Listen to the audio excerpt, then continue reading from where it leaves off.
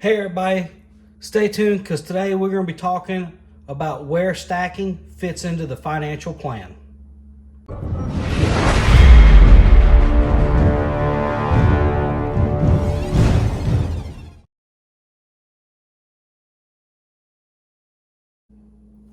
Hey everybody, welcome back to the channel. I'm Liberty Stacking, and today I'm going to be talking about how stacking fits into the financial plan that we should all have. Before we get started, smash the like button and leave a comment if you enjoyed this. And if you have not subscribed, please consider subscribing. It helps out the channel. So, everybody should have a well-rounded financial plan.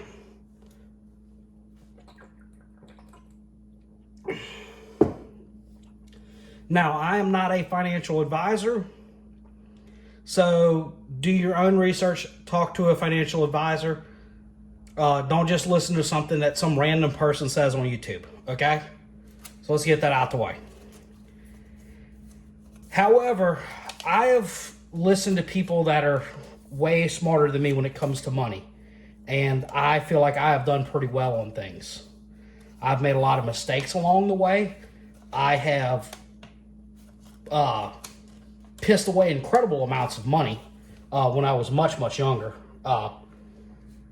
And learned hard, painful lessons from it. So we're going to kind of go over what my financial plan is. And I have pulled this together through a couple of sources. One, through my financial planner that I have where I have some of my investments. And another one is from a man called Dave Ramsey. I actually went through his financial peace course. It was absolutely amazing. It helped me and Mrs. Liberty get out of debt and stay out of debt. So, and what I kind of done is created a hybrid of all of them, because there's some things Dave Ramsey is not a fan of precious metals. However, I see their place because I have a very big prepper background and I understand the place and where precious metals come in. So let's get into this.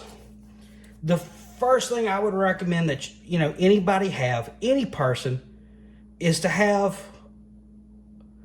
a baby emergency fund. Now, what I call this is cash on hand. And this is no more than $1,000 to $5,000 in cash. Just some good old hard cash. And the reason is, you want this to be very, very liquid. I live in the South. We have hurricanes. And I would like to say that we're always watching the news and being prepared during hurricane season. However, that's just not true. Because there's been times where we're like, damn, we're getting ready to get hit by a hurricane 2 days out. Because we are prepared enough in my household, that we don't have to sit there and panic. But if, for whatever reason, we can't make it to the bank or whatever, to have some money, we have some good old cash, on hand for us to get through an emergency, because, during a hurricane, right after landfall, you're not going to have power. But as soon as power starts coming back on, like for Ida, we had a lot of places that weren't taking credit cards because while the gas stations had power, their credit card systems, which worked off phone lines, were down because they didn't care about getting the phone lines back on. They cared about getting power back on. So internet and phones was like the last thing. So people that didn't, that only had their money on credit cards or debit cards were screwed, because they couldn't get gas and stuff. But if you had some cash, you could get pretty much whatever you need. So that's the first step. The next step is having a fully funded emergency fund.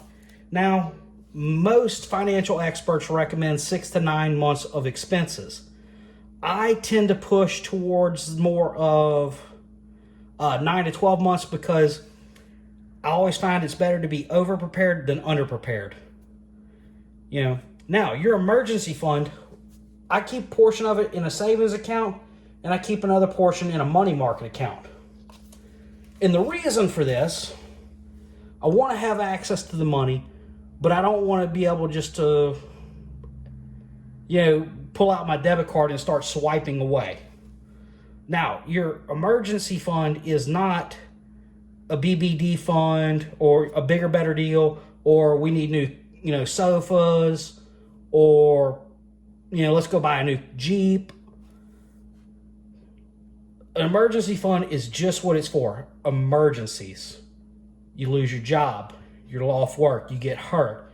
We all remember COVID. Let's go home for 2 weeks to flatten the curve.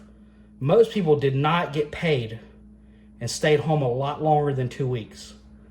Emergency funds come in and they soak up those minor to major unexpected occurrences in life.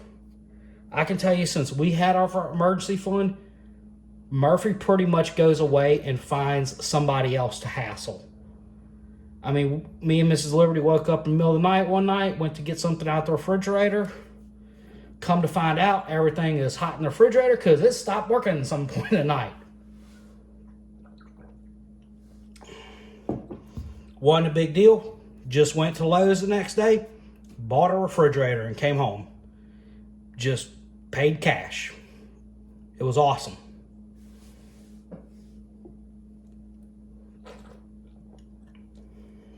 But it's one of those things that it wasn't fun buying a brand new refrigerator. It wasn't like I would never want to say, like, man, I just want to go to bed and then wake up in the morning and buy a new refrigerator.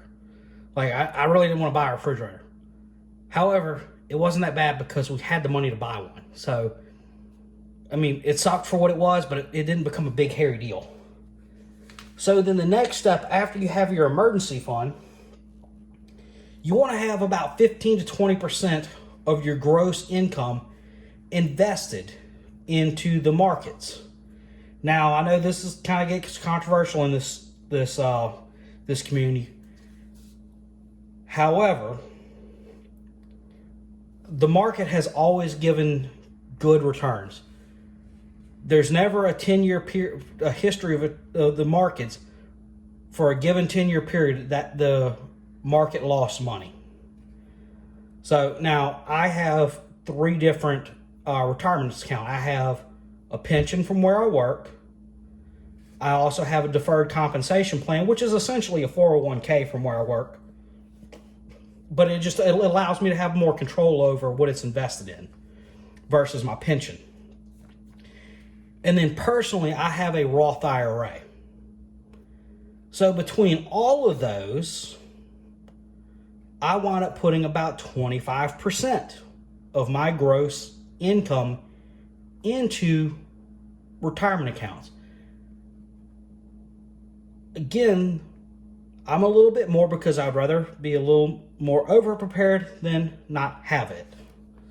So most financial analysts would tell you, or financial advisor would tell you, that right there, how I just described, those 3 things would be a great financial plan for just about anybody.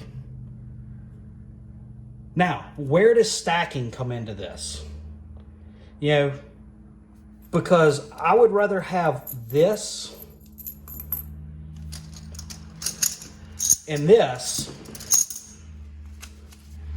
than so much of this sometimes. And really for me, mine comes in, I set mine up to be more of a kind of an intermediate in between that emergency fund and my investment accounts. The reasoning for it is, gold and silver are a hedge against inflation. Now I have some stocks that have, or some mutual funds that have not done so well since the beginning of the year. But it happens. I mean, it happened to me in 2008. What a big deal. You know, it sucked for a while, and then it got good. Got really good. But that's the cycle of the markets. Now, this one's a little more perplexing, or a little more scary, but, you know, I think this country will, as always, pull through. I wish our federal government would do a little better job of, you know, maybe like having some simple things like maybe a balanced budget.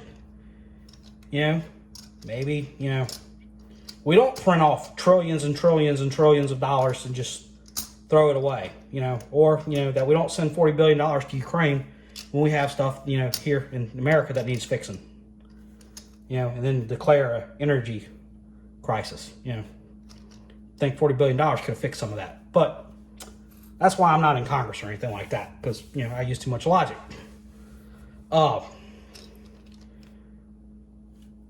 But having gold and silver and platinum allow you, it's a different type of investment. So, you know, I'm not looking for this to make tons and tons of money, but I have a lot of money that's tied up in the markets. And this is really nice because here in Louisiana, we don't pay taxes. And, you know, this is, you know, for a better lack of way of describing it, is like cash. It's kind of untraceable. So it is nice to have some of this in your plan. Now, you know, there are people that want to have their entire retirement account funded in gold and silver. I think that's a very, very dangerous option. As you can see, I like to have a very balanced approach to everything. I don't want to put all of my eggs in necessarily one basket, which is why I don't own a single stock. Everything I have is mutual funds. It spreads my risk around, and that's what this is. This is spreading some risk around. So, I mean, these are my thoughts on it. You know, leave your thoughts in the comments below. I understand not all of us are going to agree, especially on stuff like this. However, you know, I found what works for me. You know, and that's all this is about, is trying to give people tips on, you know, what may help them. So, but again, I am not a financial advisor. Please go actually talk to a real financial advisor. So, this is Liberty Stacking signing off. Remember, stay safe, keep stacking.